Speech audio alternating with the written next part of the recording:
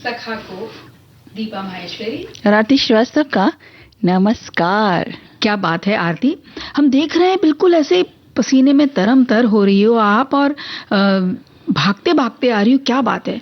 पूरी सखियों पूरी पसीने में हो रही है, ये ऊपर से लेके नीचे तक क्योंकि इतनी गर्मी हो रही है कि बता नहीं सकते। मतलब बाहर आप थोड़ी देर के लिए भी जाते हैं ना तो एकदम पसीना पसीना हो जाते हैं, इतनी गर्मी, इतनी उमस हो रही है। बात तो बिल्कुल सही है। और भाई देखो, इसमें अपना सब है, हमारे सभी साथी बहुत ध्यान रख रहे हैं, हम सब भी ध्यान रख रहे हैं, लेकिन फिर भी बार बार एक दूसरे को अगर याद दिला दिया जाए ना तो अच्छा रहता है। वो क्या कहते हैं ना, रिवीजन होते रहना चाहिए। बिल्कुल होते रहना चाहिए। और गर्मी की जो दिन है ना, इसमें पसीना जब बहता है, बहुत ज्यादा पसीना निकलता है जब हमारे शरीर से, तो बहुत ज्यादा हमें पानी की कमी अंदर हो जाती है। इसलिए जरूरी है कि हम थोड़ी थोड़ी देर पर पानी पीते रहें। बहुत ज्यादा मत पिए, लेकिन थोड़ा थोड़ा घूट घूट भर के पानी पीते रहें, बिल्कुल, तो शरीर में नमी बनी रहेगी। और ऐसे पेय जो ठंडे होते हैं, तो जैसे कि जलजीरा हो गया है या आम का पन्ना, इसका भी सेवन करते रहें।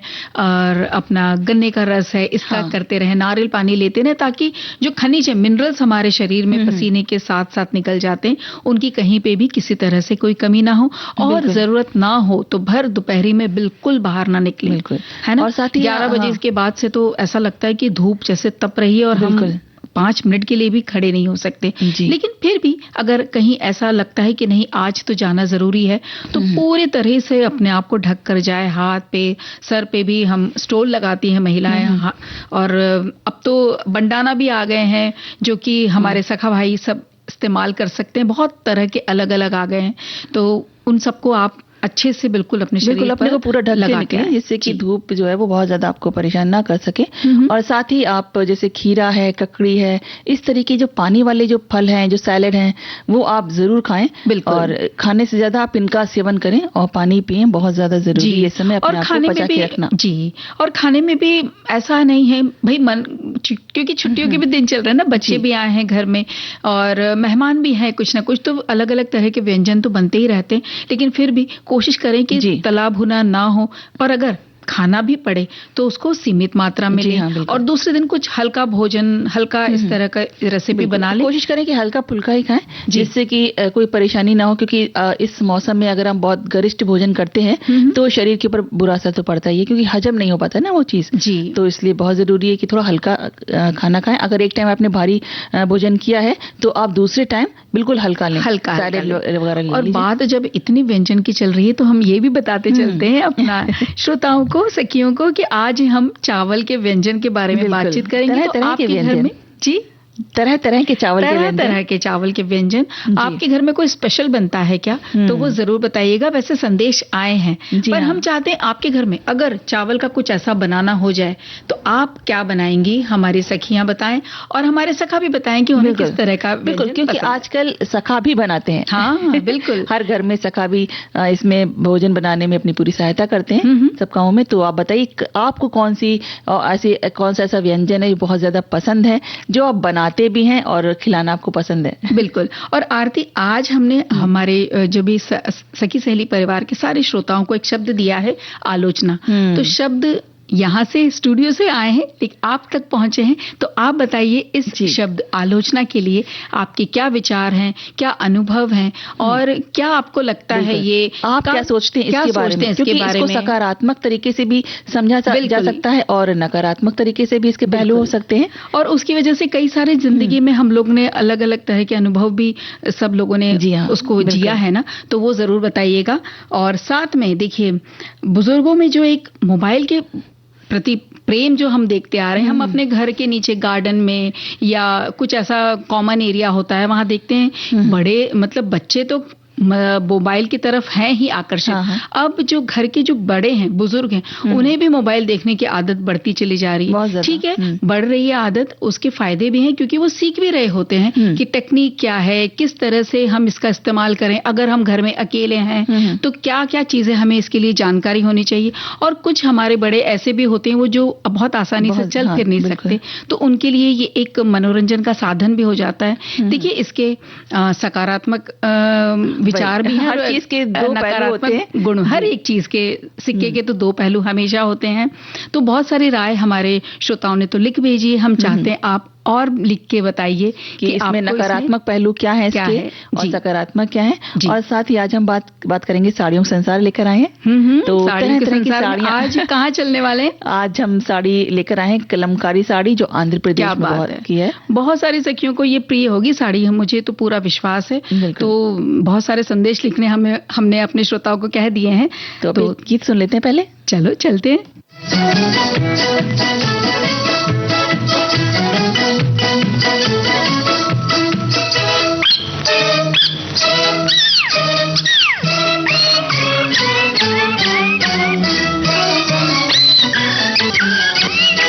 जहाँ मैं जाती हूँ वहीं चले आते हो, चोरी चोरी मेरे दिल में समाते हो। ये तो बताओ कि तुम मेरे कौन हो। जहाँ मैं जाती हूँ वहीं चले आते हो, चोरी चोरी मेरे दिल में समाते हो।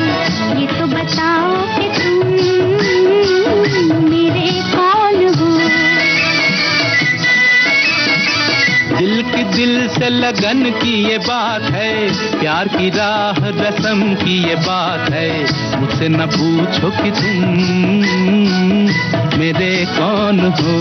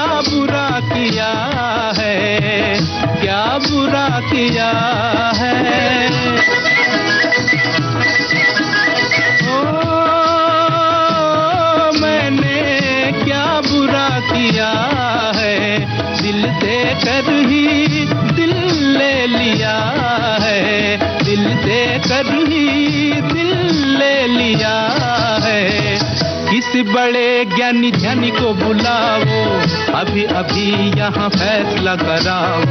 मुझसे न पूछो कि तुम मेरे कौन हो।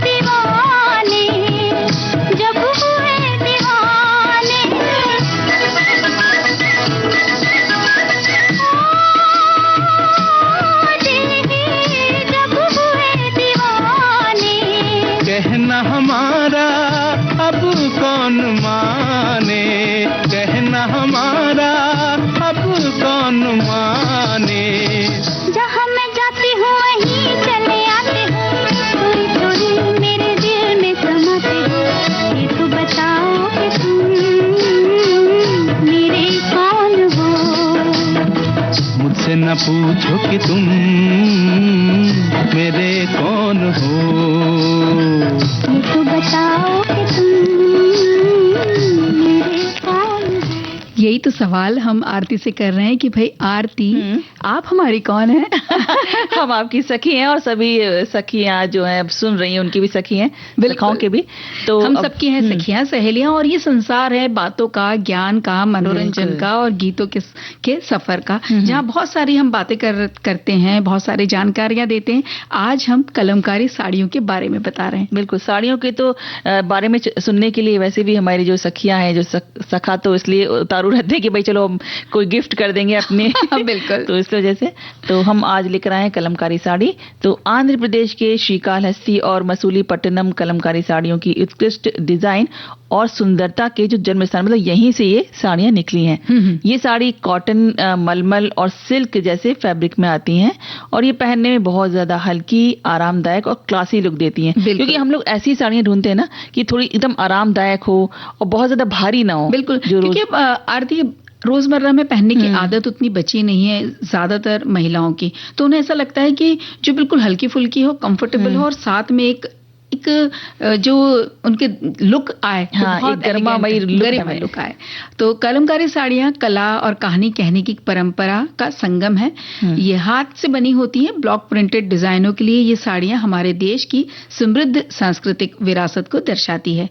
इनके अनूठे रूपांकन और जीवंत पैटर्न इन्हें पारंपरिक अवसर और आधुनिक पहनावे दोनों के लिए पसंदीदा बनाते हैं, क्योंकि उसमें जो प्रिंट होती है और हाथ से बनी होती है, फूल होते हैं, कहीं पे जानवरों के डिजाइन होते हैं, कहीं पे ज्योग्राफिक पैटर्न होते हैं, तो बहुत सुंदर लगती हैं जी। और कलमकारी शब्द फारसी शब्द कलम और करी से बना है, जो कि यानी कि कलम और कारीगरी जी, जिस तरह से इसमें कारीगरी करते हैं ना, जिसका अर्थ है कलम का शिल्प।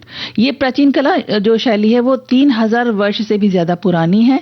आंध्र प्रदेश और तमिलनाडु में उत्पन्न कलमकारी कला में प्राकृतिक रंगों का उपयोग करके जटिल हस्त चित्रण या ब्लॉक प्रिंटिंग का तकनीक अपनाई जाती है। बिल्कुल। और परंपरागत रूप से अगर देखें तो इन साड़ियों में महाभारत, रामायण, पुराणों के पौराणिक दृश्यों को दर्शाया जाता है। अक्सर इनका उपयोग मंदिरों की पृष्ठभूमि के रूप में किया जाता था। उस समय के साथ साथ कला का यह रूप फिर धीरे धीरे विकसित भी हुआ। फिर इसमें पुष्प, पशु और जैसे हम बात कर रहे थे ना ज्यामितीय आकृतियों को, इनको भी सबको शामिल किया गया। बिल्कुल। और इससे कलमकारी साड़ियां विभिन्न अवसरों के लिए एक बहुत ज्यादा बहुमुखी बन गई। मतलब आप किसी भी अवसर पर इनको पहन सकते हैं। पर्यावरण के अनुकूल हैं। प्राकृतिक रंगों के उपयोग से इन साड़ियों को उनके विशिष्ट मिट्टी जैसे रंग और जीवंत रंग मिलते हैं। और कलमकारी डिजाइन आमतौर पर सूती, रेशम और यहाँ तक कि ऑर्गेन्जा जैसे कपड़ों पर तैयार किए जाते हैं, जो आरामदायक भी होते हैं और सुंदर भी दिखते हैं जी। अब एक अगर साड़ी बनानी होती है सखियों, तो उसमें कई तरह के चरण है, मतलब बहुत सारे स्टेप्स हैं जिसे पूरा करने के लिए अक्सर हफ्तों लग जाते हैं। अब इनमें जितनी जो मनमोहक कलाकृति है, उसमें कृष्ण रासलीला है, पार्वती विष्णु या महाभारत रामायण के दृश्य चित्रित होते हैं। ये दिव्य आकृतियां कलमकारी साड़ियों में एक आध्यात्मिक आकर्षण इसे जोड़ती है। बिल्कुल। और अक्सर लोग जब मंदिर वगैरह जाते हैं तो इनको लेना पसंद करते हैं जी। और ये साड़ी कला के माध्यम से समृद्ध प्राचीन इतिहास को संरक्षित भी करती है। पौधों और सब्जियों से निकाले गए प्राकृतिक रंगों से इसे जीवंत रंग और अनूठी बनावट मिलती है। रंगाई और छपाई की प्रक्रिया के बीच एक निश्चित अंतराल कलमकारी साड़ियों की कारीगरी को और भी ज्यादा जटिल बना देता है। बिल्कुल। और कलमकारी साड़ी बनाने में एक पीस को बनाने में आप ये समझिए कि 2 से 3 हफ्ता लग जाता है। बेहतर रंग अवशोषण के लिए कपड़ों को धोया जाता है, गोबर और दूध से उपचारित किया जाता है। गुड़ और लोहे के जंग से बने रंग का उपयोग करके वो काली रूपरेखा, जो एक उसमें बॉर्डर हमेशा जो इसमें आकृति की बॉर्डर होती है वो काले कलर की होती है, तो वो इस तरह से तैयार की जाती है। फिर जो नेचुरल यानी कि प्राकृतिक रंगों को धीरे धीरे एक एक परत दर परत फिर लगाया जाता है जी। कितना अलग ही तरीके का एकदम प्रोसेस है इसका। और हम देखिए ना जाके दुकान पे फिर कितना बार्गेनिंग करते हैं। हम जानते ही नहीं कि साड़ी अगर आप मतलब एक प्योर कलमकारी साड़ी लेने जाते हैं तो कितना उसमें बहुत मेहनत है, कितनी मेहनत है, परिश्रम है। बिल्कुल। और पीले रंग के लिए हल्दी का प्रयोग होता है, लाल रंग के लिए अनार का छिलका और नीले रंग के लिए नील। प्रत्येक रंग लगाने के बाद धुलाई और सुखाने की आवश्यकता होती है। कुछ कपड़ों को रंग स्थायी रूप से लगाने के लिए उबाला जाता है। एक बार जब रंग कपड़े पर पूरी तरह से समा जाता है तो कारीगर हाथ से चित्रकारी करके या ब्लॉक प्रिंटिंग द्वारा डिजाइन बनाते हैं। क्या बात है। और कलमकारी डिजाइनों को उत्तम फिनिशिंग और बारीकियां देने का काम केवल वर्षों के अनुभव और उत्कृष्ट कौशल वाले कारीगर ही कर सकते हैं। और डिजाइनों की रूपरेखा बनाने के लिए एक महीन नोक वाले ब्रश या स्याही से भरे लकड़ी के ब्लॉक का इसमें उपयोग किया जाता है। जी, और रूपरेखा पूरी होने के बाद रंगों को भरा जाता है। फिर रंगों और प्राकृतिक बनावट को पक्का करने के लिए साड़ी को धूप में सुखाया जाता है। अच्छी तरह सूखने के बाद अतिरिक्त रंग को हटाने के लिए कपड़े को दोबारा धोया जाता है। और कलमकारी डिजाइन भारतीय पारंपरिक कला और रचनात्मकता की चिरस्थायी विरासत का सम्मान करते हैं। जी, कलमकारी साड़ियां आमतौर पर प्राकृतिक रंगों से बनाई जाती हैं, इसलिए इन्हें जब इनकी देखभाल होती है बहुत ध्यान पूर्वक करना चाहिए। इन्हें हमेशा अलग से धोइए, ठंडे पानी और हल्के डिटर्जेंट का प्रयोग करें। साड़ी को ज्यादा देर तक पानी में न भिगोएं, क्योंकि इसको अगर आपने घर में धोया भी है, ड्राई क्लीनिंग नहीं कराया, घर में धोया भी, तो बस डालना है और बाहर निकाल देना है। और इसे छाया में ही सुखाना है, तेज धूप में कभी नहीं सुखाना है। कम आंच पर उल्टी तरफ से ही इस्त्री इसे करना है। बिल्कुल, और सही देखभाल करने पर कलमकारी साड़ियां वर्षों तक चलती हैं। समय के साथ ये और भी मुलायम होती जाती हैं और इनके रंग भी बरकरार रहते हैं। क्योंकि सब कुछ हाथ से बनाया जाता है, इसलिए कोई भी दो साड़ियां पूरी तरह से एक जैसी नहीं होती। मामूली अंतर ही इसकी प्रामाणिकता का सूचक होता है। बिल्कुल सही कहा। और इसके जो नेचुरल रंग है, आध्यात्मिक डिजाइन, कलात्मक प्रक्रिया, समृद्ध परंपरा, संस्कृति और कला का उत्सव मनाते हैं। विकास, सद्भाव, संरक्षण और दिव्य आकर्षण का प्रतीक प्रत्येक कलमकारी साड़ी पीढ़ियों से चली आ रही एक कहानी बयां करती है। और ये सच में ये साड़ियां इतनी सालों तक चलती हैं कि हाँ, नानी माँ को दे सकती है, माँ अपनी बेटी को दे सकती है। तो आपके लिए एक धरोहर के रूप में ये साड़ी बनकर आती।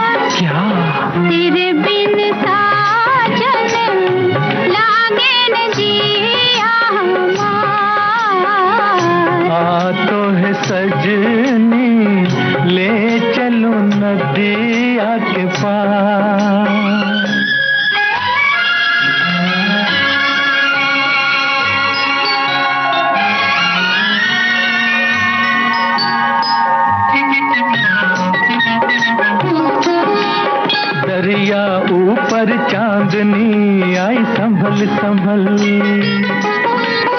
दरिया ऊपर चांदनी आई संभल संभल।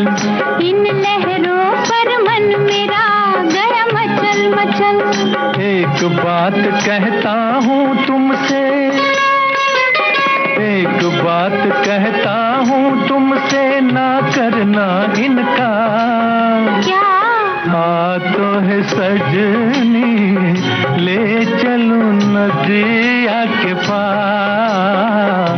तेरे बिन साजन लागे न जिया हमारा भी कुछ ऐसा ही हाल होता है ना। बिल्कुल कि साड़ियों के बिना हमारा मन ही नहीं लगता। और अब हम आ जाते हैं अपने अगले विषय पे। हाँ, वो भी तो कुछ ऐसी चीज है जिसके बिना बिल्कुल मन नहीं लगता है। भाई बात हम सिर्फ बुजुर्गों की या बड़ों की कर रहे हैं, लेकिन सबका हाल कुछ बच्चे बूढ़े जवान सबका एक ही है बिल्कुल। जिसके लिए सब लोग मतलब जिसके बिना जी नहीं सकते हैं वो है मोबाइल। बिल्कुल। और ये स्मार्टफोन ना आरती हमारे जीवन का जैसे एक अभिन्न अंग सा बन गया है। जी। जीवन को आसान बनाने के लिए हम तरह तरह के गैजेट्स पे देखो ना आजकल निर्भर होते ही चले जा रहे हैं। पहले ऐसा नहीं था, लोग अपने कामों को पूरा करने के लिए एक दूसरे पर विश्वास भी करते थे, लेकिन आज हमारे जीवन में जो सबसे महत्वपूर्ण गैजेट है वो है हमारा स्मार्टफोन। जी, चाहे कॉल करना हो, चैट करना हो, खरीदारी करनी हो, पैसों का लेन देन करना हो या कुछ और, हमारा स्मार्टफोन सब कुछ संभाल लेता है। बुजुर्गों में बढ़ता मोबाइल का जो शौक है वो उनके लिए एक वरदान और अभिशाप दोनों ही हो सकता है। सोशल मीडिया और वीडियो कॉलिंग के जरिए बुजुर्ग अपने दूर रहने वाले बच्चों और रिश्तेदारों से आसानी से जुड़ सकते हैं। इस तरह से कह सकते हैं कि वरदान की तरह है। बिल्कुल सही कहा। और ये किसी भी मेडिकल इमरजेंसी या मदद की जरूरत पड़ने पर मोबाइल एक जीवन रक्षक साबित होता है। इसके अलावा मदद पहुंचाने के लिए जीपीएस से उन्हें ट्रैक करना भी आसान हो जाता है। मोबाइल पर वो अपनी पसंद के पुराने गाने हो या भजन हो, धार्मिक प्रवचन हो या समाचार, जो भी चाहे आसानी से देख सुन सकते हैं। बिल्कुल, घर बैठे ऑनलाइन बिल जमा करना, दवाइयां मंगाना या बैंकिंग से जुड़े काम करने के लिए उन्हें दूसरों पर निर्भर नहीं रहना पड़ता। बस एक क्लिक पर वो सारा काम बिना किसी परेशानी के कर सकते हैं। कई मोबाइल फोन में स्वास्थ्य संबंधी ऐप्स भी होते हैं जिससे बुजुर्ग व्यक्ति अपने स्वास्थ्य की निगरानी भी कर सकते हैं। बिल्कुल सही कहा। और साथ ही दवाओं का समय पता लगा सकते हैं, स्वास्थ्य सेवा प्रदाताओं से जुड़ सकते हैं। मोबाइल की ई पुस्तकें भी होती है, संगीत, वीडियो जैसे कई मनोरंजक गतिविधियों ये हमें प्रदान करते हैं। तो बढ़ती उम्र में दिमाग को भी सक्रिय रखना पड़ता है ना, तो वो भी रहता है और मनोरंजन भी हमारे बड़ों को मिलता रहता है। बिल्कुल। और मोबाइल फोन अब महज विलासिता के उपकरण नहीं रह गए हैं, ये जीवन रेखा की तरह बन गए हैं जो बुजुर्गों को अनेक लाभ पहुंचाते हैं। संचार और आपातकालीन सहायता से लेकर ऑनलाइन खरीदारी और बैंकिंग तक ये उपकरण कई ऐसे फायदे प्रदान करते हैं जो वरिष्ठ नागरिकों के जीवन में महत्वपूर्ण बदलाव ला सकते हैं। बिल्कुल। सभी उपकरणों की तरह तकनीक को समझना और सही तरह से इसका उपयोग करना जरूरी है। लेकिन आज जिस तरह से युवाओं के साथ बुजुर्गों में फोन का प्रेम बढ़ रहा है, वो दूसरों से बातचीत करने के बजाय स्क्रीन देखने में, हम ऐसा देख रहे हैं कि स्क्रीन देखने में समय उनका ज्यादा बीतता है और इससे अवसाद हो सकता है। बिल्कुल, क्योंकि आप बहुत ज्यादा समय तक अगर इन सब चीजों में लगे रहते हैं ना, तो एक जो हमारा जो दिमाग है ना वो उसमें लगे अवसाद का शिकार होने लगता है, डिप्रेशन सा होने लगता है हमें, क्योंकि वो बाहरी दुनिया से ऐसा लगता है जैसे कट से गए और घंटों फोन पे गर्दन झुकाए अगर देखते रहते हैं तो एक किसी और ही दुनिया में चले जाते हैं। बिल्कुल। और वो हमारे शारीरिक बनावट पे भी बुरा असर डालता है। बिल्कुल। क्योंकि एक ही तरीके के उसमें हम बैठे रहते हैं, कि तरीके के पोज बनाए हम बैठे होते हैं, तो वो भी बहुत ज्यादा शारीरिक रूप से परेशान करता है। और हम सभी ने बाहर घूमते फिरते देखा ही है कि लोग अपने फोन में इतना मगन रहते हैं कि वो अपने काम का आनंद ही नहीं ले पाते।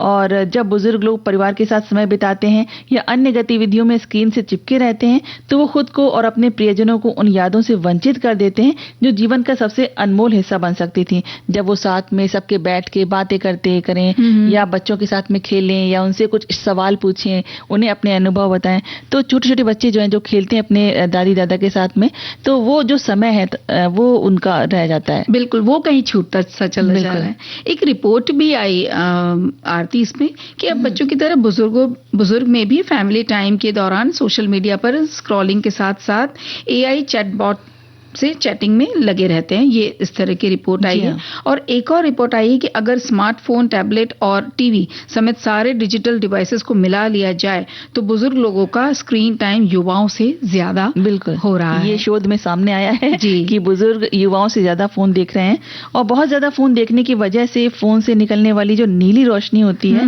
वो जो ब्लू लाइट कहते हैं जिसे, वो जो नींद लाने वाला हार्मोन होता है वो उसको रोकती है, जिससे रात में ठीक से नींद नहीं आ पाती और सारे दिन की दिनचर्या बिगड़ जाती। जब हमारी नींद पूरी नहीं होती ना तो सारा दिन अजीब सा रहता है, बिल्कुल सुस्ती छाई रहती है और हम शिकायतें करते रहते हैं, आज हमारी नींद अच्छे से नहीं हुई, आज हम परेशान से हो रहे हैं। तो कहीं कारण ये भी देख लेना चाहिए कि कहीं देर रात तक हम फोन पे तो नहीं बैठे हुए। बिल्कुल। और बुजुर्गों में फोन की लत डिजिटल डिमेंशिया भी, तनाव वाला भी और तनाव भी पैदा कर रही है, क्योंकि ज्यादा स्क्रीन टाइम से दिमाग पर दबाव पड़ता है, वो भूलने लगते हैं हम चीजों को। हाँ, ये बात तो है, बिल्कुल सही। और भूलने की आदत और चिड़चिड़ापन देखो ना बढ़ता चला जाता है। सोशल मीडिया या वर्चुअल दुनिया में समय अधिक बिताने से वो जो असल की दुनिया है उसमें अकेलापन उनका बढ़ने लग जाता है, डिप्रेशन का कारण बन जाता है फिर ये। इसके अलावा घंटों गलत तरीके से झुककर बैठे रहना, फोन चलाने से गर्दन, रीढ़ की हड्डी, आप ये देखिए सब में उनमें दर्द की ये शिकायतें करने लगते हैं।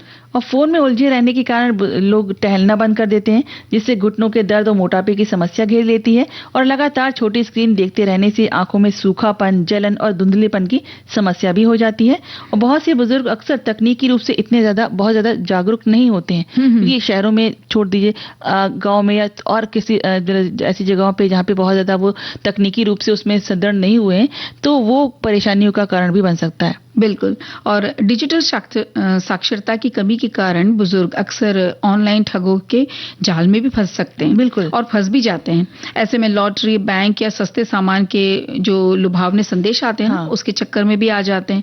उसके बदले में वो अपनी गाड़ी, जो कमाई होती है, मेहनत से कमाया हुआ पैसा, वो सब गवा बैठते हैं। तो बड़ों के पास समय खूब तो रहता है, लेकिन ऐसे यूजर्स के लिए कंपनियां एंडलेस गेमिंग के कंटेंट को डेवलप कर रही है। ऐसे गेम बना रहे हैं ना वो लोग कि जिससे कि वो गेम में लगे रहे, फिर अगला लेवल करना है, जैसे कि बच्चों में होता है। वैसे ही बुजुर्गों के लिए भी अलग तरीके के गेम्स बनाए जा रहे हैं कि वो अगले लेवल पे जाने के लिए पैसा लगाएं, तो जिससे कि उनको ये और उनको लुभावना और आकर्षित करने वाली चीजें हो जाती है और वो फंस जाते हैं उसमें। तो अपनी पैसों को भी संभाल के रखें, वो ध्यान रखें कि हम इन सब चीजों से। और सबसे बड़ी बात है दीपक की, हमको वास्तविक दुनिया से ज्यादा जुड़ना चाहिए बजाय इस तरीके के वर्चुअल दुनिया में रहने के। बिल्कुल। और इसी को लेके देखो ना, कई सारे संदेश हमारे साथियों ने लिख भेजे हैं। ये एक संदेश कहता है कि बड़े बुजुर्गों के हाथ में मोबाइल आने के अनेक फायदे हैं। वो अपने पुराने मित्रों से बात कर सकते हैं, वीडियो कॉल पर मुलाकात हो जाती है। शरीर साथ नहीं देता है मोबाइल, लेकिन तो साथ देता है। वो आपस में परिवार के साथ भी जुड़े रहते हैं। मोबाइल आने से उन्हें बहुत फायदा हुआ है। बिल्कुल। और एक कविता भी एक हमारी सखी ने लिखकर भेजी है, जिसको हम पढ़ लेते हैं। गुजरे हुए जमाने में घर के बड़े बुजुर्ग करते थे चिट्ठी पत्री मुलाकातों का इंतजार। जीवन सीधा साधा था, यारों का मेला भी था। तब गप्पों की नगरी में कोई नहीं अकेला था। सब सुख दुख के साथी थे, होठों पे मुस्कानें थी। जब से आई नेट की आंधी सब उसमें उड़ चले। इससे सीखा उससे सीखा, ज्ञान का पान कर लिया। अब तो व्हाट्सएप चैटिंग करते करते थकते नहीं हैं उनके हाथ। वीडियो कॉल और सोशल मीडिया में खूब रंग जमाते हैं। हंसी मजाक और किस्से जमकर खूब सुनाते हैं। नींद उड़ गई उनकी, लेकिन रातों को भी बतियाते हैं। डर है इतना हमको कहीं ना हो वो बीमार। फ्रॉड कॉल्स में फंसे कभी ना हो जी का जंजाल। डॉक्टर से सब हाल बताकर मिनटों में दवा मंगाते हैं। बुजुर्ग बने हैं बड़े सियाने, दवा खोज कर खाते हैं। उस पीढ़ी से इस पीढ़ी के दौर में वो रम जाते हैं। नए जमाने के संग चलकर वे खूब मजे उड़ाते हैं। ये कविता उन्होंने भेजी है। क्या बात है, बहुत सुंदर कविता। और बातों का ये सिलसिला जारी रखते हैं एक अंतराल के बाद। जी।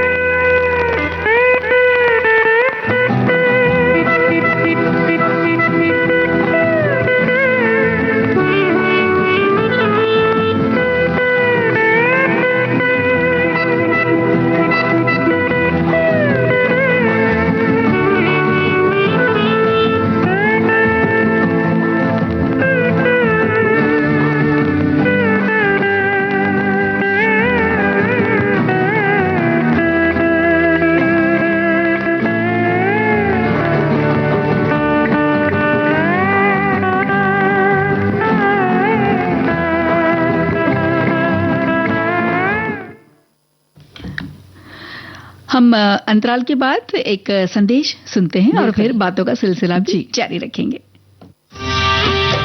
2 जून सखी सहेली के आंगन में सजेगी खुशियों की रंगोली, हंसी की खनक, यादों की महक, बातों में घुलेगी आत्मीयता की रोली।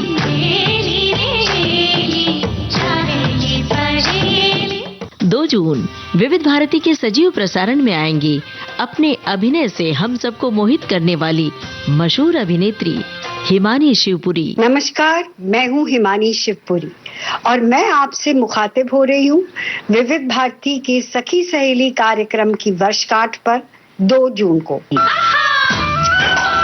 जी हाँ, हिमानी शिवपुरी होंगी हमारी विशेष सखी। 2 जून सखी सहेली की वर्षगांठ पर हम जलाएंगे स्मृतियों के दीप। बधाई हो बधाई जन्मदिन की तुम, जश्न के गुब्बारे उड़ेंगे हिमानी जी के संग। जन्मदिन तुम्हारा मिलेंगे लड्डू हमको। हिमानी जी साझा करेंगी अपने दिल की बात। तो जरूर सुनिएगा 2 जून विशेष सखी सहेली दिन में 3 बजे।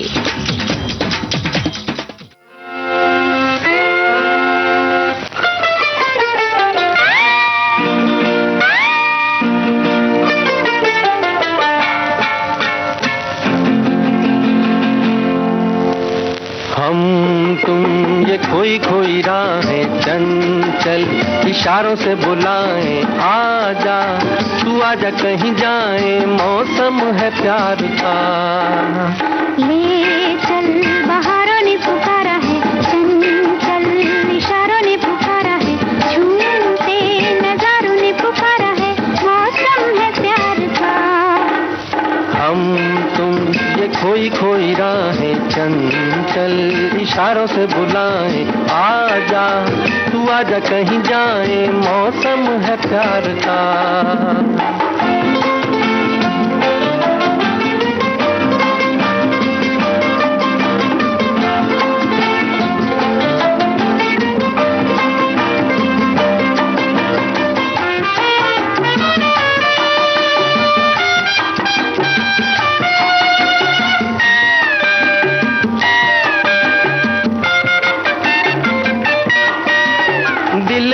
हर एक धड़कन नगमा बनती जाए, मेरा सपना मेरी बाहों में शर्माए।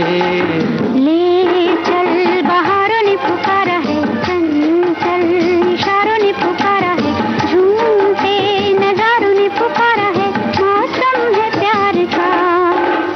हम तुम ये खोई खोई राहें चंचल इशारों से बुलाएं, आजा तू आजा कहीं जाए, मौसम है प्यार का।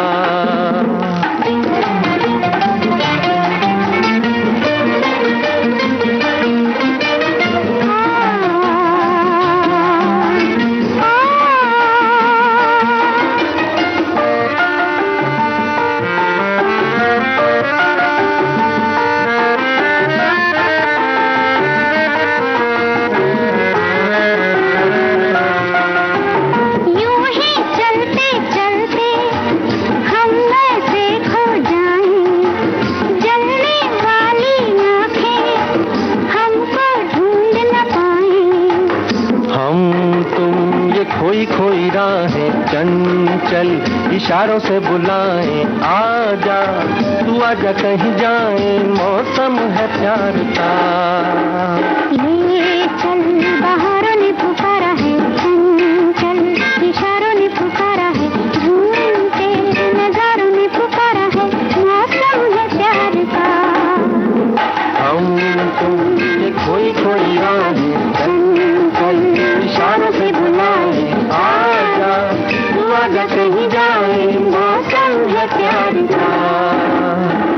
आरती, हमारे एक श्रोता ने संदेश लिखा है कि भाई देखिए, मोबाइल बड़े हो या बुजुर्ग या बड़े, सबके लिए अच्छा तो नहीं है हर वक्त इसका इस्तेमाल करना। बिल्कुल। पर घर में कुछ कुछ घर के लिए इसमें ये होता है कि क्लेश भी हो जाता है, जैसे कि पड़ोस के बुजुर्ग हमेशा मोबाइल पर भजन कीर्तन सुनते रहते हैं और वो भी थोड़ी ऊंची आवाज में, और हमेशा उनका मोबाइल ऑन रहता है घर में भी, और उनके घर के भी सदस्य चिढ़ जाते हैं और इसी तरह बातों को लेकर के माहौल कुछ गर्म हो जाता है।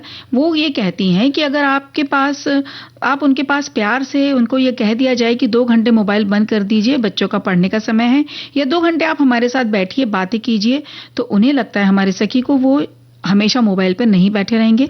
और साथ में ये भी कहती हैं कि कुछ गलती उनकी भी नहीं है, या यूं कहिए कि कुछ इस तरह की समस्याएं हो जाती है, जैसे मोबाइल पर पूरा वॉल्यूम इसलिए उस पर सुनते हैं क्योंकि उन्हें कम सुनाई देता है। और साथ में कहती हैं फायदा तो मुझे यही नजर आता है कि कुछ कुछ बातें करते रहते हैं, भजन कीर्तन सुनते रहते हैं, कभी कभी फिल्में भी देख लेते हैं। तो ठीक है, अति हर चीज की बुरी होती है, उसके चलते उनकी आंखों में भी प्रॉब्लम हो जाती है, उनकी आंखों में ड्राइनेस आ जाता है। तो जब समय पर दवा नहीं मिलती तो उसके लिए भी वो हल्ला करते हैं। तो हर चीज का एक संतुलन उन्हें जरूरी है। ये जो चीजें हैं, इनकी ऐसा नहीं कि सिर्फ बुजुर्गों के लिए, बड़े लोगों के लिए ही बुरी हैं। अगर कोई इफेक्ट होता है, अगर कोई साइड इफेक्ट होता है तो सभी के लिए, बच्चे हों उनकी भी आंखों पे खराब असर पड़ता है, बड़ों के लिए भी, है ना। तो कहने का मतलब बस इतना है कि आप उस चीज को अच्छी तरीके से समझें, समझ के तब उसका उपयोग करें, ताकि आप किसी इस तरीके की चीजों में ना फंसें, जैसे गेम्स हैं या इस तरीके के जो विज्ञापन आते हैं, जो लॉटरी निकला या आपके ऐसे इस तरह की चीजें आती हैं, तो उसमें ना फंसें। ठीक है, जिससे कि वो इतनी अपनी पूरी उम्र लगा के वो जिस पैसे को कमाते हैं, वो अपनी कमाई को इस तरह गंवा ना दें। बस कहने का ये मतलब है, और बेहतर होगा इस तरीके की चीजों को हम समझें। और एक और संदेश आया है कि बुजुर्गों में बढ़ता मोबाइल प्रेम और या फायदे, तो वैसे देखें तो मोबाइल का जो सही उपयोग करता है उसके लिए सही है, पर बड़े जो हमारे घर के बूढ़े हैं वो लोग मोबाइल चलाते हैं तो क्या बुराई है, वो कुछ देर कुछ देख लेते हैं, सीखते भी हैं कुछ दुनियादारी की बातें, उनका समय एक तरह से अच्छी तरह से गुजर जाता है। इस उम्र में कुछ बुरा तो वो शायद सीखते भी नहीं है, कुछ इस तरह से उन्हें लगता है कि एक तरह से अच्छा है मोबाइल फोन बड़े बुजुर्गों के लिए। नहीं, बिल्कुल अच्छा है, बिल्कुल। ये हम ये नहीं कह रहे कि वो कोई चीज बुरी है, सिर्फ उन अपने शरीर का ध्यान रखते हुए चीजें करें, अपनी आंखों का ध्यान रखते हुए चीजें को करें, तो कोई चीज इस तरह से बुरी नहीं, बल्कि और फायदेमंद है कि वो अपना दवाइयां मंगा सकते हैं, अपना मनोरंजन कर सकते हैं, अपने जो रिश्तेदार हैं या जो जिनसे वो बात नहीं कर पाते, जा नहीं पाते मिलने, उनसे बातें कर सकते हैं, उन्हें देख के बातें कर सकते हैं वीडियो कॉल पे। बहुत फायदे हैं। नुकसान बस इतना है कि बहुत ज्यादा अगर उसका उपयोग करेंगे तो आंखों में या उसी पोस्चर में एक ही तरीके से बैठे हुए रहेंगे तो शरीर में परेशानी आ सकती है। और दूसरी चीजें, चलना फिरना, जो आपसी बातें करते हैं वो चीजें छूटने लगती हैं कहीं पीछे, और वो इतना कभी कभी ऐसा लगता है कि वो उनको लगता है कि हाँ, उसको मोबाइल को देखते देखते कि हम ये चीज कर पाते, काश हम, तो वो अवसाद में भी आने लगते हैं। बस ये चीजें जो बुरा असर अगर आप पे नहीं डाल रही हैं तो वो उसका उपयोग बहुत अच्छा है। बिल्कुल सही कहा। और जो अकेले रहते हैं घर में, सीनियर सिटीजन जी, उनके बच्चे बाहर हैं या नहीं, उनके किन्हीं कारणों से उनके साथ रह पाते हैं, तो उनके लिए इसका बहुत फायदा है जी, बिल्कुल, कि वो अपने बच्चों के साथ लगातार संपर्क में रहते हैं। यहाँ तक कि कई घरों में वो नहीं CCTV टाइप लगा दी जाती हैं ताकि वो अपने आप को दिखा सकते हैं, अपने बच्चों को भी देख सकते हैं। और टेक्नोलॉजी सीखने में बुराई नहीं है, बिल्कुल, बस अगर उसका सही तरीके से संयमित इस्तेमाल करना, बुजुर्गों के लिए नहीं, बच्चों के लिए भी है, हर इंसान के लिए जो भी इन गैजेट्स का उपयोग कर रहा है, सभी के लिए चीजें हैं जी। और एक हमारे श्रोता हैं जो लिखते हैं कि थोड़ी सी सावधानी रखी जाए तो बुजुर्गों के लिए मोबाइल बहुत फायदेमंद होता है। मोबाइल के जरिए वो लोगों से जुड़ पाते हैं और कुछ काम स्वयं कर पाते हैं, जैसे बैंकिंग है, डॉक्टर से परामर्श करना है, टिकट बुक करना है। और बताती हैं कि वो मेरे पापा भी पहले छोटा फोन चलाते थे, लेकिन कुछ वर्ष पहले जब हमने उन्हें स्मार्टफोन लेकर दिया तो उन्होंने बहुत जल्दी उसे चलाना सीख लिया। अब सुबह उठकर उसका सबसे पहले यही काम उनका रहता है कि वो वीडियो कॉल करके अपनी बहन से बात करते हैं और बहुत खुश हो जाते हैं। इसके अलावा वो विविध भारती भी जो होता है उसको भी फोन पर ही सुनते हैं, तो बहुत अच्छी बात है ये। तो चलो विविध भारती का ही कुछ एक गीत सुनते हैं। झन झन झन झन झन झन झन झन झन बाजे पायलिया, झन झन झन झन झन बाजे पायलिया, कैसे आओ छलिया छलिया, कैसे आओ छलिया छलिया, झन झन बाजे पायलिया, बाजे पायलिया, बाजे पायलिया।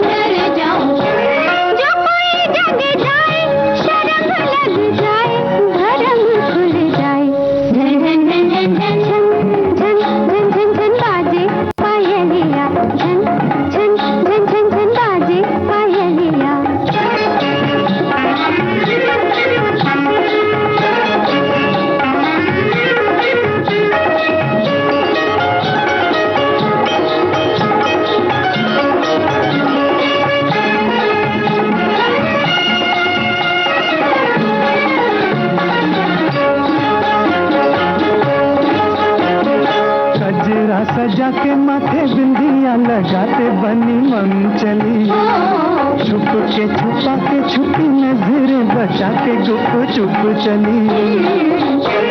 नैन नहीं डोले पलक नहीं खोले अगर बोले ना, झन झन झन झन झन झन झन झन झन बाजे पायलिया, झन झन झन झन झन बाजे पायलिया।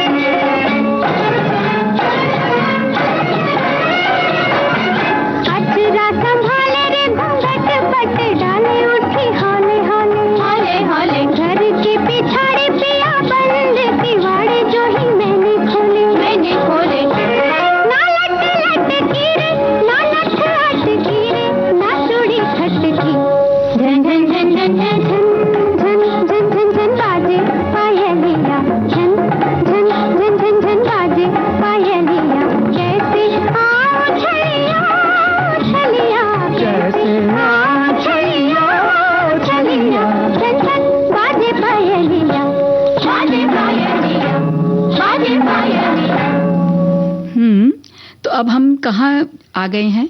अब हम दूसरे सेगमेंट पर आ गए हैं। अपने विषय है हमारा, जो हमने शब्द दिया था अपने श्रोताओं को कि आप इस पर अपने विचार लिखें, वो है आलोचना। बिल्कुल, और बहुत सारे विचार आए हैं, बहुत सारे उन्होंने अपने अपने अनुभव भी साझा किए हैं। तो चलिए जानते हैं क्या कहते हैं। ये पहला संदेश कहता है कि अगर सकारात्मक हो तो उसे समीक्षा कहते हैं।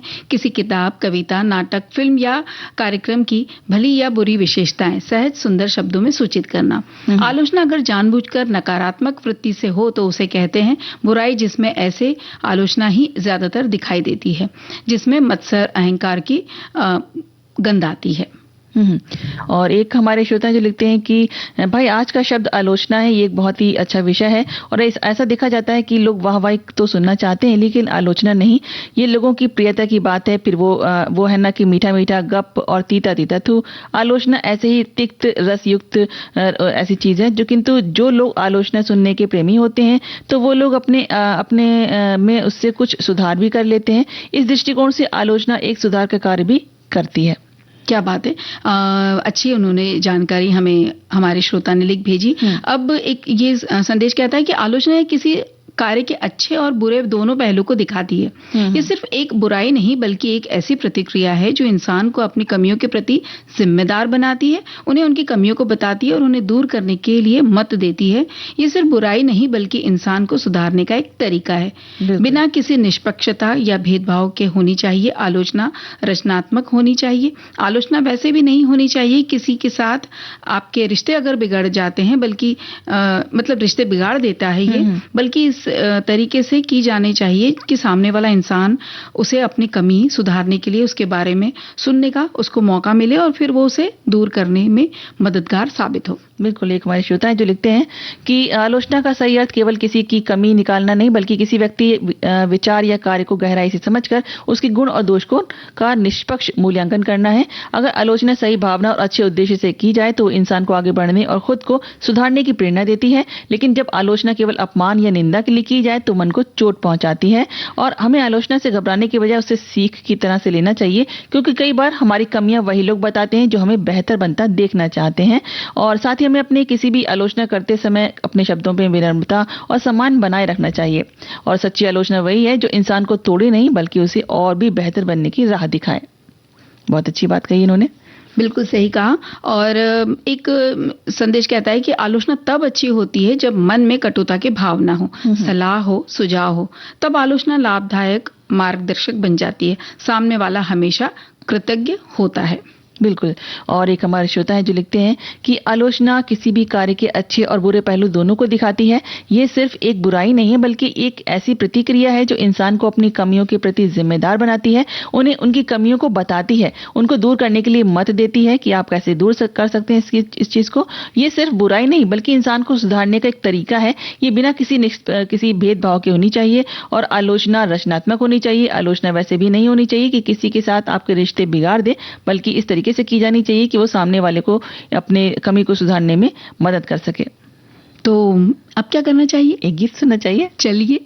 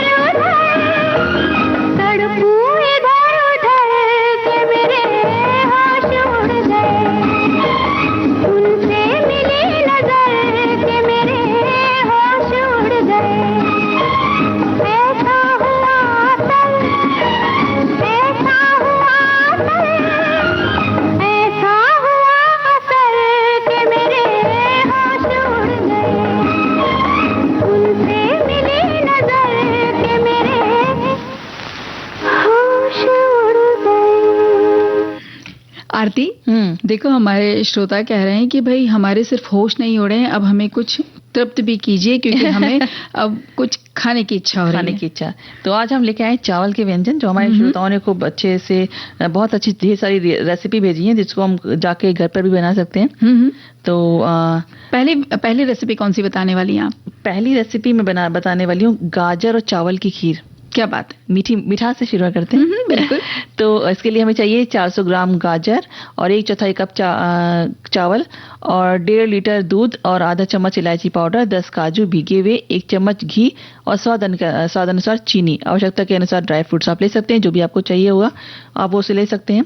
और साथ ही इसकी विधि बता देते हैं। तो सबसे पहले गाजर को धोकर कद्दूकस कर लीजिए, फिर छोटे चावल को धोकर 30 मिनट तक पानी में भिगा कर रखें, काजू को भी पानी में भिगा कर रखें, फिर 2 चम्मच चावल और काजू में थोड़ा सा दूध डालकर उसको दरदरा पीस लीजिए। एक तरफ से एकदम सिम पर फ्लेम पर दूध को उबलने के लिए रख दीजिए। अब एक कढ़ाई या पैन में 1 चम्मच घी डालकर गर्म कर लीजिए, फिर कद्दूकस किए हुए गाजर को 3 से 4 मिनट तक मीडियम फ्लेम पर आप भून लीजिए। अब इसमें आप दूध डाल दीजिए और तब तक पकाइए जब तक कि खीर थोड़ी गाढ़ी ना होने लगे। अब इसमें काजू का पेस्ट डालकर 2 मिनट और पकाइए, फिर इलायची का पाउडर और अपनी पसंद के जितने भी आपको ड्राई फ्रूट्स पसंद है वो आप इसको डाल दीजिए और उसको अच्छे से मिक्स कर लीजिए।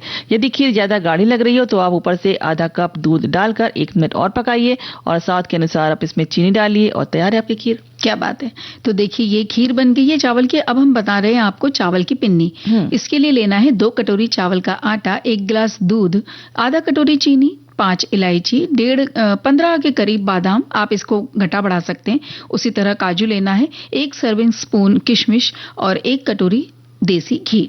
बनाना है चावल की पिन्नी के लिए आप चावल के आटे को कोरा भून लें, जिससे उसकी नमी निकल जाए, यानी थोड़ा मॉइस्चर उसका बाहर निकल जाए। अब उसमें आधा घी जितना आपने लिया है ना नाप का, उससे आधा घी डालें, 5 मिनट तक उसको भूनना है। फिर 1 गिलास जो दूध लिया है इस आटे में मिक्स करना है धीरे धीरे। अब पहले तो थोड़ा सा धीरे और उसके बाद फटाफट चलाइएगा, ताकि वो दूध उसमें एब्जॉर्ब होने लग जाएगा और इसमें मावे का स्वाद आ जाएगा। और इसी समय चीनी डालें और अच्छे से मिक्स करके धीरे धीरे चीनी मेल्ट होने लगे तब तक आप उसको चलाइए। अब इसके बाद आपके पास जो पाउडर है वो पाउडर आप इसमें डाल सकते हैं और फिर आधा घी जो बचा है वो उसमें आप डालिए और फिर से इसमें जो भुने हुए बादाम हैं, काजू हैं जो आपने भून के रखे हुए हैं, चाहे तो भून लीजिए, ना चाहे तो आप थोड़ा दरदरा पीस के भी उसको डाल सकते हैं। और काजू किशमिश को अलग से घी में उसको थोड़ा सा भून लीजिए, वो डाल लीजिए। फिर इलायची को चीनी डालकर मिक्सी जार में पीस लें और ये पीसी हुई इलायची भी इसमें डाल दीजिए और फिर छिलके सहित इसको आप मतलब पीस लीजिए अलग से, तो खूब अच्छे से ये इलायची पाउडर बन जाती है। इसके बाद अब इसमें कटे हुए ड्राई फ्रूट्स जो आपने भून रखे हैं उसको डाल करके अच्छे से मिक्स कर दीजिए। ठंडा होने पर लड्डू इसके बांध लीजिए। आप देखिए कि चावल के आटे की पिन्नी है ये बनकर तैयार हो गई है। बहुत ही बड़े लगते होंगे। और हाँ बिल्कुल जी बिल्कुल। और अब एक हम छोटा सा ले लेते हैं। चलिए। तो वो बताते हैं कि चावल का डोडा इसमें बताते हैं कि बहुत ही अच्छा बनता है, जिसमें टमाटर की चटनी या दही के साथ खाया जाता है। ये सादा भी बनता है और हरी लहसुन के पत्ते, हरी धनिया के पत्ते, प्याज के पत्ते, टमाटर, आलू बारीक कटे हुए मिलाकर नमक मिर्च डालकर गूंद लेते हैं और हाथ से थपथपाकर तवे पर सेकते हैं। चाहे तो बेल कर भी बना सकते हैं और बहुत अच्छा लगता है खाने में। चलिए तो हम इसको भी खाकर देखेंगे, बनाकर देखेंगे, लेकिन अभी तो सुन लेते हैं हम ये गीत।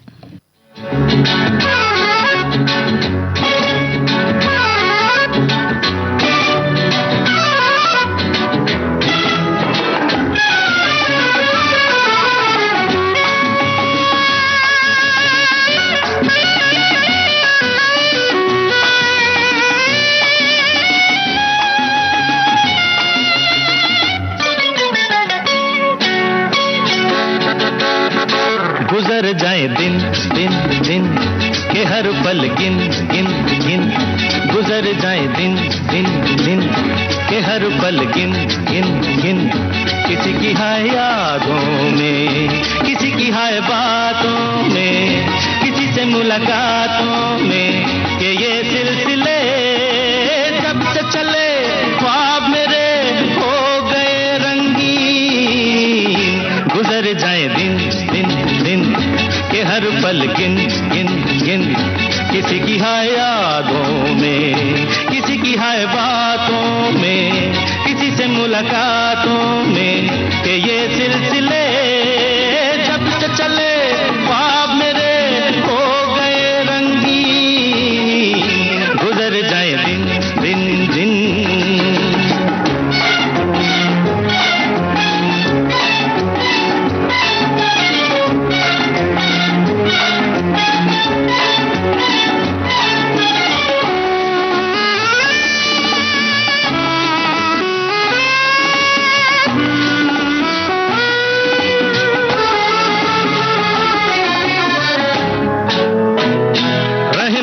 बस में ये न माने कोई रस में ये, रहे न दिल बस में ये न माने कोई रस में ये, कि खाऊं मैं तो कस में ये उन्हें है पता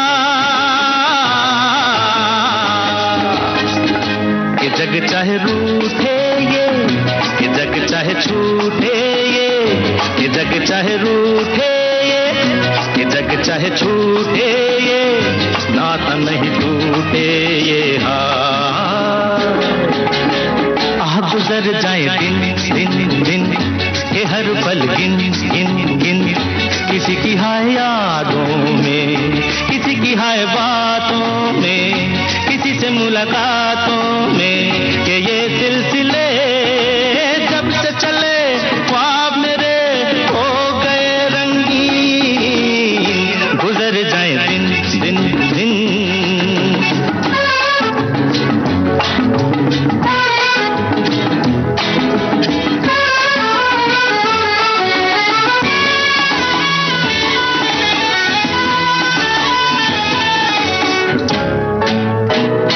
कभी ये मेरा मन चाहे फूलों के जहां हो साए, कभी ये मेरा मन चाहे फूलों के जहां हो साए, जहां पे हर दिल गाए सुन प्यार की। आरती, देखो ना, बातों का सिलसिला तो लगता नहीं कि कहीं खत्म हो सकता है ना, लेकिन हमारा समय की जो सुइयां समय हमें सीमित समय दिया गया है बात करने के लिए, तो आज तो हम लेते हैं विदा इस वादे के साथ कि कल दो सखियां आकर के फिर ढेर सारी बातें करेंगे और बहुत सारा होगा मनोरंजन। आप सभी को दीपा माहेश्वरी और आरती श्रीवास्तव का नमस्कार।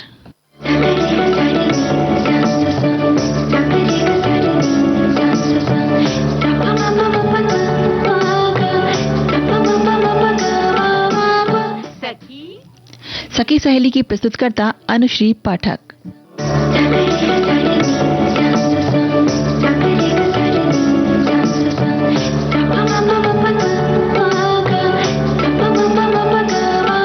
सखी सहेली।